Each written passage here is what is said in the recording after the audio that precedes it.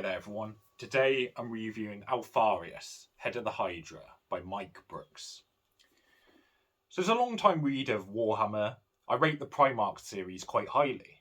It seems some really strong books, and sometimes the shorter length forces the author to be more efficient and compact in their writing.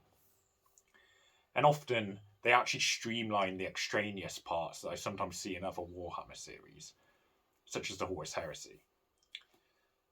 Alpharius, Head of the Hydra, then, takes this efficiency to new levels. It's a book utterly focused on the Primarch, something I know hasn't always been the case in the series. Let's face it, these books are aimed at fans. These fans are either those who just read a lot of Warhammer, like myself, or more likely those who are particularly interested in a specific Primarch. So if these books don't live up to their eponymous titles, then they're probably going to disappoint a lot of people. That certainly, luckily, isn't the case here.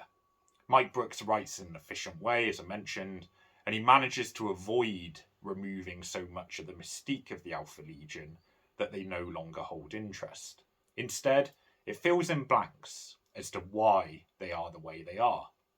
And it does a really good job at building the character of Alpharius at the same time. And I think although the Primarch's books are usually standalone, it's recommended you read the Primarch's book Valdor, as there are minor spoilers there for this book. Coming back to Alpharius though, Alpharius is pragmatic, a proponent of staunch utilitarianism, a doctrine he instilled in his legion. They're willing to die for him, and he, at least this stage in the timeline, for them, if it would lead to a better result for the Imperium.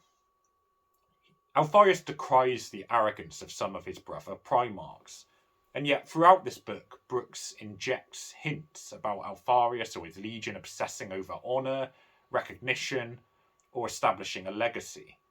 It's really well executed, especially when producing contrast and then ironically alluding to similarities between Alpharius and Dawn, the Lion, or Fulgrim.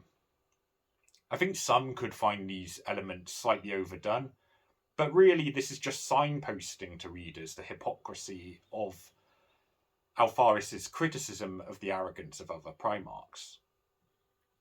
It's human to have faults, and Alpharius remains likeable despite all of this. He acknowledges some of his flaws, and although his methods are very much the ends justify the means, he has a strong sense of duty. You can tell he would staunchly defend his principles, be it verbally or physically. Although his ethics might sometimes be questionable, he has reasons for it that are clearly defined, and it comes up repeatedly in this book. I would actually argue this is probably the best depiction of a Primarch I've ever read, because they can often come across quite one-dimensional, or just a bit too perfect. It really isn't the case here. He's multifaceted, likeable, and even conveys the sense of wonder or confusion he has about himself and his place in the world.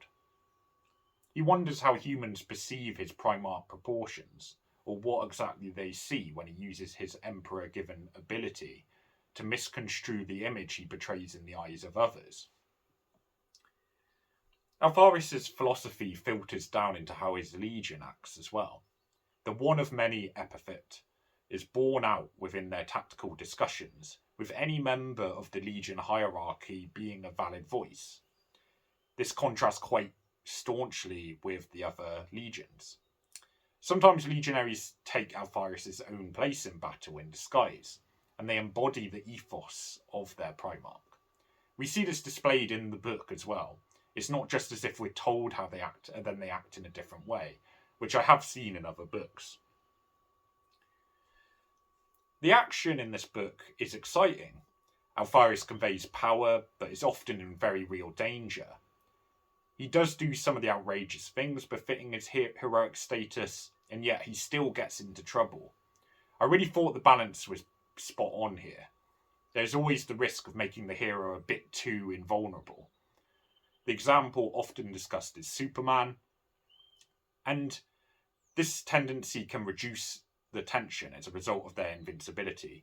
But here, there's enough danger and craft in the situations of the enemies that the action is plenty engaging. It's not just Alpharius, although he of course dominates the book, and it is told from his perspective. He gives his thoughts on several prominent Alpha Legion commanders and figures: Arminus Dynat, Ortolan Skor, Ingo Pesh, Herzog. He encounters several of the biggest characters from the whole universe in this book, and the descriptions and interplay between them is done well. Some of the descriptions in the case of Xenos are suitably disgusting, and the way Alpharius launches knives, glass, and his spear makes manifest the speed and supernatural ability of a true superhuman. It leaves you asking what more you wanted from this book. It has great action, evocative imagery, and most of all, a brilliant portrait of an enigmatic figure.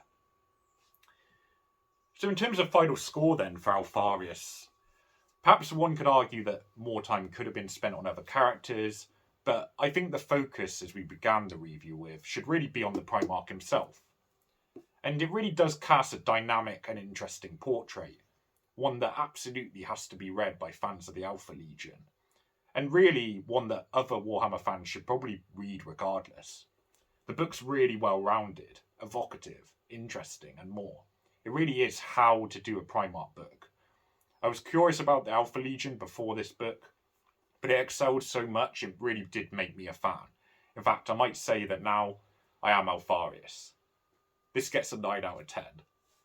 Plenty more Warhammer books being reviewed. I'm going through all the Siege of Terror. I've got quite a few Primarch books to do. So stay subscribed for that, and thanks for watching. Cheers.